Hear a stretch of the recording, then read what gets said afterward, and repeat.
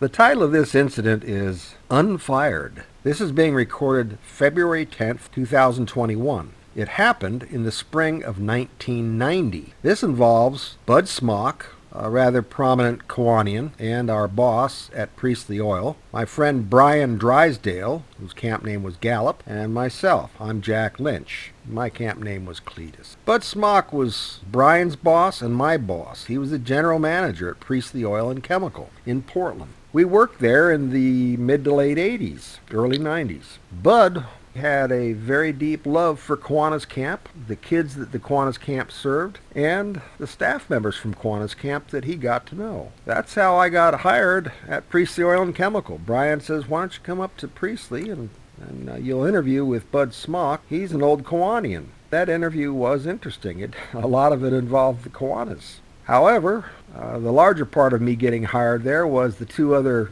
gentlemen that were in contention for this open position couldn't pass the drug test.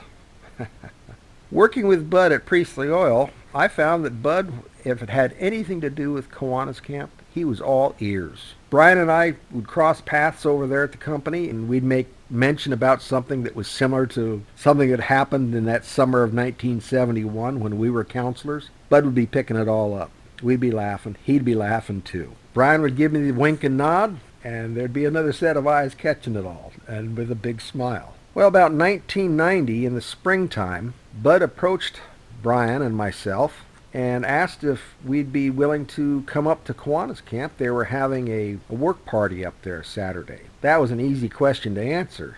Before he even got it all done, we both said yes, of course. There's nothing that any of us wouldn't do for the Kiwanis Camp. So we were to meet Bud at his place Saturday morning. We'd all head up with Bud and work the day up there. Brian and I got over to Bud's place. We figured we'd knock on the door, he'd come out, and we'd leave. He already saw us. The door opened before we could even put a pair of knuckles on it. We went inside. Before we could leave, we, of course, had to have a Bloody Mary. That was a good touch. In a few minutes, we got in the car and headed on up to camp, with most of the conversation about things that happened in the past, what the Kiwanis are doing, their plans. It was nonstop talk all the way up. That day was a good, hard work day. A lot of stuff got done. Brian and I both realized that we were 10, 20 years younger than the other guys. We could help with heavy lifting or stupid work.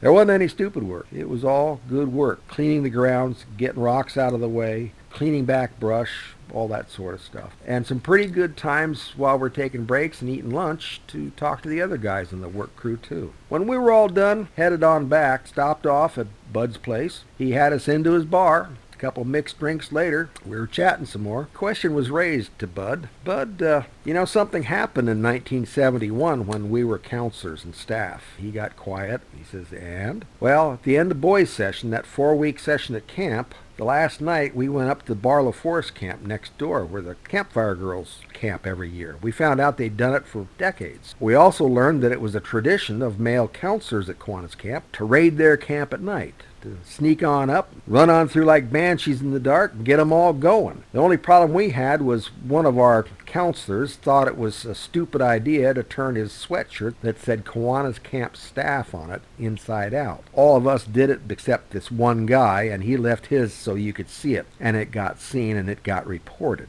We didn't go home after the 4 weeks of boys' session. We camped out up there at the Barlow Forest Camp. Lived up there for the next 4 weeks during girls' session. We live up there during the evening and night, and we'd come down during the daytime to help out. Build fires, gather wood, clean up the dining hall, help with the fishing, all the activities and stuff.